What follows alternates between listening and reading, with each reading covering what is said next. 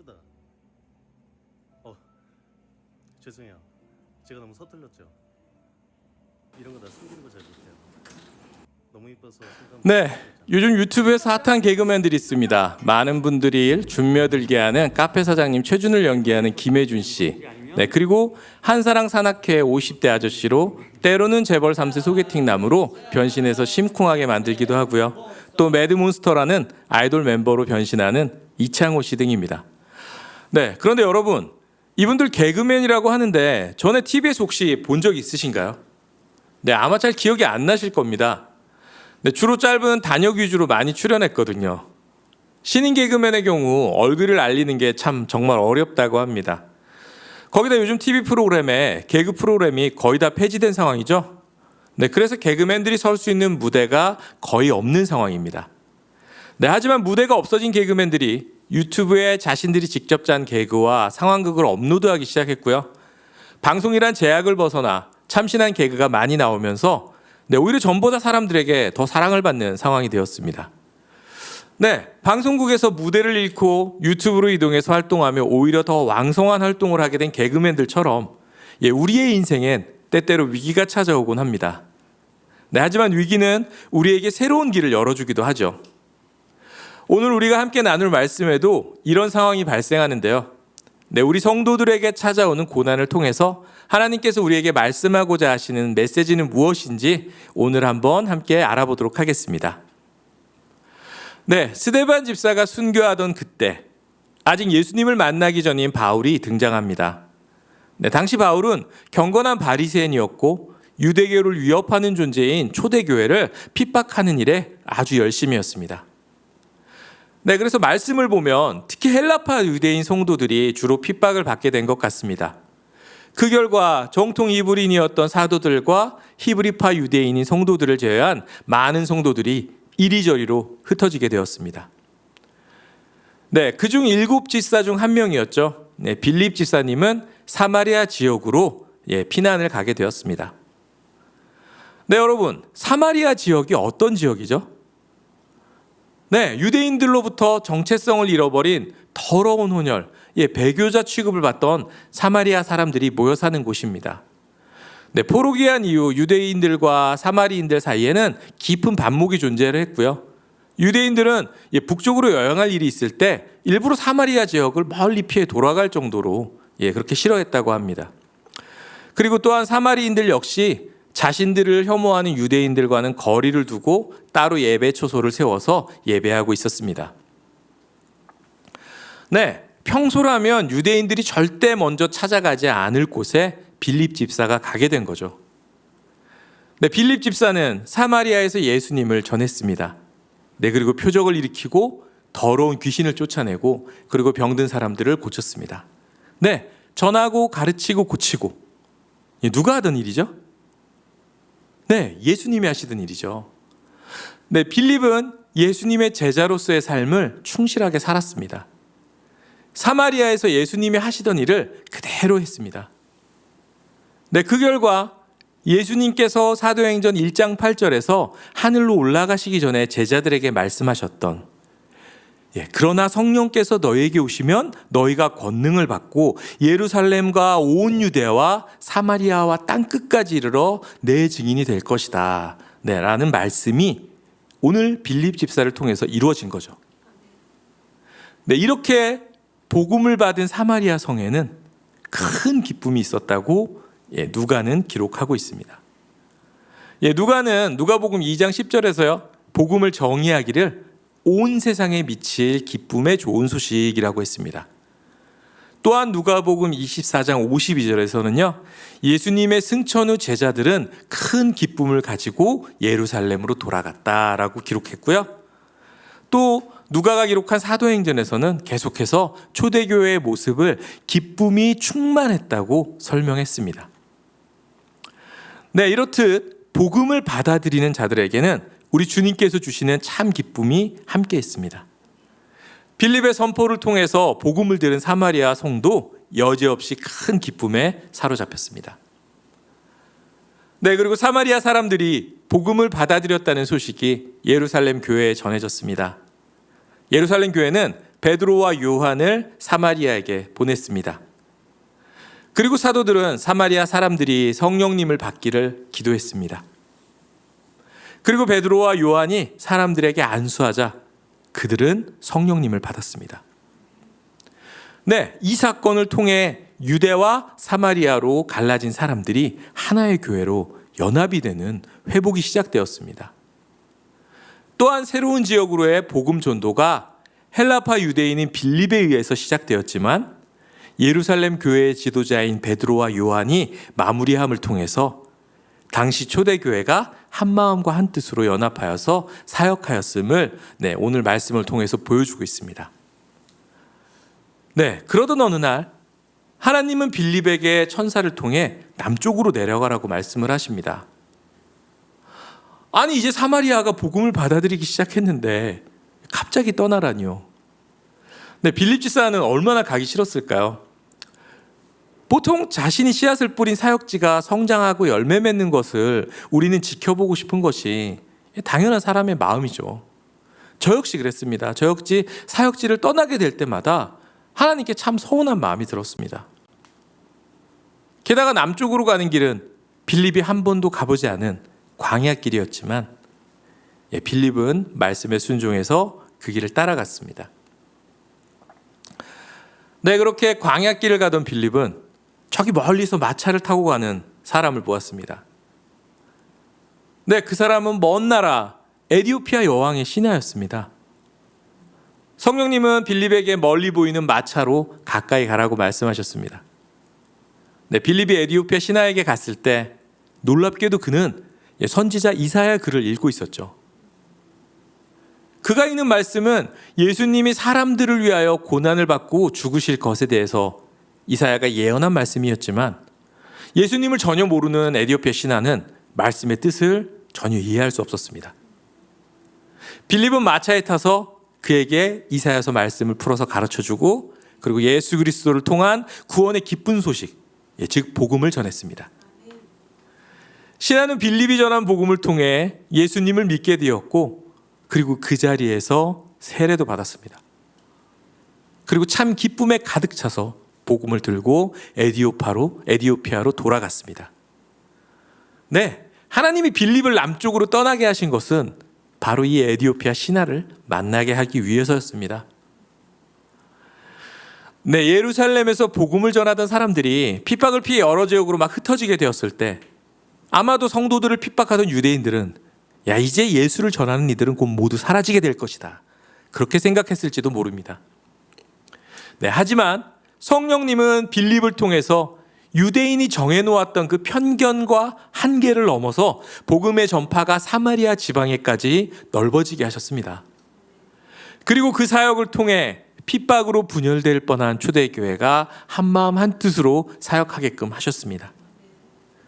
그리고 익숙한 곳에 머무르려고 하는 우리의 한계를 넘어서게 하시고 빌립을 다시 광야로 보내셨습니다. 그리고 그 사건을 통해서 에티오피아 신하에게 복음이 전파되면서 또 다른 지리적 그리고 인종과 문화의 경계를 넘어 복음이 더욱더 넓게 전파되게 하셨습니다. 사도행정 8장 3절에서 4절에 보면 바울은 교회를 없애버리려고 집집마다 찾아 들어가서 남자나 여자나 가리지 않고 끌어내서 감옥에 넘겼다고 합니다. 아주 지독하게 핍박을 했습니다. 그러나 흩어진 사람들은 두루 돌아다니면서 말씀을 전하였다라고 기록되어 있습니다. 핍박으로 인해 교회는 어려움에 빠지고 복음 전파는 축소될 것이라고 생각을 했지만 오히려 핍박을 통해 예수님께서는 사도행전 1장 8절에 말씀하신 복음의 확장이 일어나게 하셨습니다. 초대교회 성도들처럼 지금을 사는 우리도 고난과 핍박 가운데 있습니다. 우리가 지난주 배운 말씀처럼 지금 현재 우리의 상황이 우리의 목숨을 위협하고 순교자가 매일 나오는 그런 상황은 아니지만요. 사탄의 계략은 좀 더 교묘해졌습니다. 공포와 죽음의 계략이 더 이상 먹히지 않자 우리를 풍요와 번영으로 공격하고 있습니다. 안일과 쾌락과 물질주의가 우리의 영적인 생명을 위협하고 있습니다. 육체적 물리적 고통은 없어졌지만 우리의 영은 그 어느 때보다 심각하게 병들고 있습니다. 그리고 거기에 코로나19로 인해서 상황은 더 악화되었죠. 우리는 벌써 2년이라는 시간 동안 이 교회는 예배와 모임에 제약을 받고 있습니다.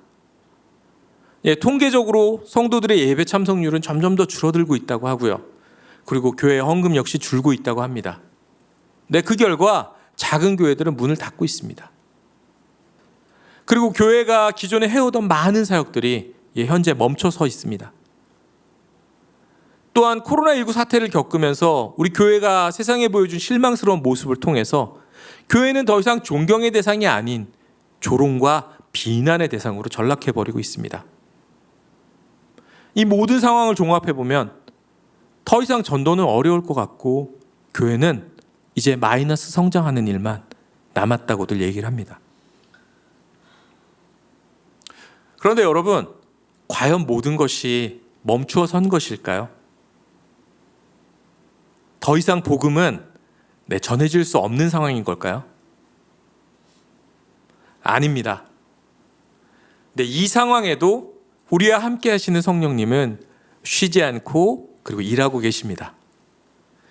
인간은 기존의 형식과 해오던 익숙한 것에 안주하려고 하는 경향이 있습니다. 그런데요, 코로나19로 모든 것이 멈추자 교회는 드디어 새로운 것을 고민하고 돌아보기 시작했습니다. 세상 지루한 설교를 하시고 100년이 넘게 굳어버린 예배 형식, 그리고 죽어도 온라인 예배는 안 하신다고 하시던 분들이 온라인 예배를 위한 시스템을 갖추기 시작하셨고요. 그리고 이제 설교가 모든 설교들이 오픈되다 보니까 다른 교회와 설교가 비교되면서 목사님들이 설교를 더 열심히 준비하기 시작하시고요. 또한 더 어떻게 하면 효과적으로 전달하는 방법이 있을까에 대한 고민들을 교회들이 하고 있습니다. 그리고 신학교와 매체에선 드디어 우리의 예배 형식에 대한 고민과 담론들이 드디어 나오고 있습니다. 또한 코로나로 온라인 예배 상황이 너무 길게 이어지면서 날이 갈수록 떨어지는 우리 성도 간의 소통과 그리고 집중력 저하를 어떻게 극복할지에 대해서 고민하는 교회들이 조금씩이지만 늘어나고 있습니다. 그리고 그동안 많은 교회들이 건축과 그리고 외형적 성장에 몰입하느라 성도들의 신앙교육과 돌봄이 참 약했었는데요. 코로나 사태로 떨어져 나가는 성도들을 잡기 위해서 양육의 방식을 고민하고요. 그리고 이 상황 가운데 흔들리지 않는 신앙을 교육할 방식들을 고민하는 교회들이 늘어나고 있습니다. 그리고 그동안 교회는 우리끼리만 교회 안에 머무르고 은혜 받고 즐겁게 지냈었죠.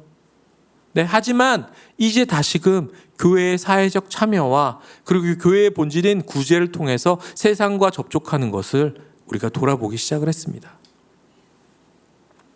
성도들 역시 그렇죠. 이제는 단순히 예수 믿으세요, 복음 메시지를 전달하는 사역에서 정말로 관계 중심의 삶으로 보여지는 전도에 대해서 고민하고 있고요. 그리고 가정예배 참 쉽지 않죠. 이 가정예배를 어떻게 세울까에 대해서 고민하시는 분들이 늘어나고 있습니다. 종교개혁 이후 500년이라는 시간 동안 점차 관습화되고 형식화되어서 점점 세상과는 괴리되어 가고요. 마치 종교개혁 전 가톨릭 교회 같은 상황에 처해가던 우리 개혁주의 교회는 드디어 다시금 개혁의 순간을 고민하고 맞이하고 있습니다. 이 코로나 사태 때문에요. 이렇듯 모든 것이 멈춘 것 같은 이 코로나 상황 속에서 성령님은 우리에게 새로운 사역 방향을 주시고 우리가 그동안 돌아보지 않았던 곳을 통해서 다시 복음이 전파되게 일하고 계십니다. 제가 이제 우울한 얘기만 했는데요. 이미 일부 교회들은 이러한 변화를 통해서 사역의 지경을 넓히고 공동체를 건강하게 하는 사례도 생기고 있습니다. 미국의 대표적인 대형교회인 새들백 교회는요, 코로나 기간 동안 사역의 다변화를 되게 많이 주었다고 해요. 특히 이웃의 구제와 또 소통에 대해서 많이 열심히 사역을 했던 것 같습니다. 그 결과 오히려 많은 신규 등록이 생겼습니다. 전에는 이제 유명한 교회고 대형 교회다 보니까 다른 교회에서 오는 수평 이동이 많았다고 합니다. 그런데요, 고무적인 것은 이번 기간에 등록한 성도들은 대부분이 생전 처음 교회를 온 초신자였다고 합니다. 코로나 기간 동안 구제와 사회 참여를 많이 한 결과였어요. 네, 그리고 제가 공부하는 신대원의 선배 목사님이 개척하신 당진동일교회라고 있는데요.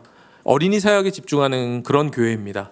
근데 이 교회는 코로나 상황에도 계속적으로 공동체가 성장하고 있다고 합니다.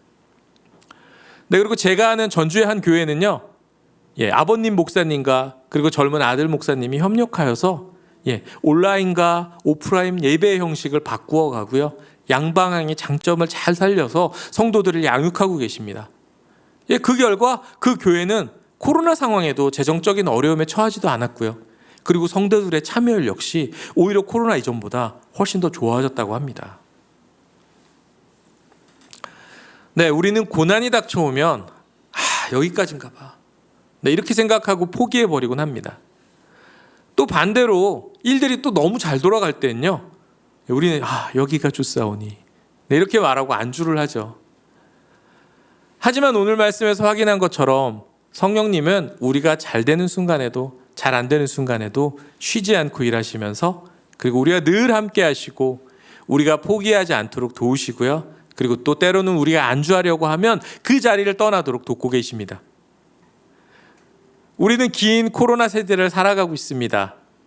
네, 교회는 공동체적으로도 많은 것이 멈춘 것 같은 위기 속에 있고요. 성도들 역시 개인의 삶에 많은 고난과 괴로움 속에 있습니다. 네, 하지만 우리의 한계를 넘게 하시는 성령님을 의지하고요, 그분이 행하실 일들을 기대하면서 이 코로나19 시대를 이겨나가는 저와 그리고 여러분이 되었으면 좋겠습니다. 네, 우리 주님은 선하신 분이십니다. 네, 이 어려움의 시기가 끝나고 돌아보면 주님께서 행하신 일들에 우리가 감사하고 그리고 기쁜 마음으로 찬양하는 순간이 분명히 있을 것임을 믿습니다. 아멘. 네, 우리 함께 그런 믿음으로 우리 주님을 찬양하도록 하겠습니다.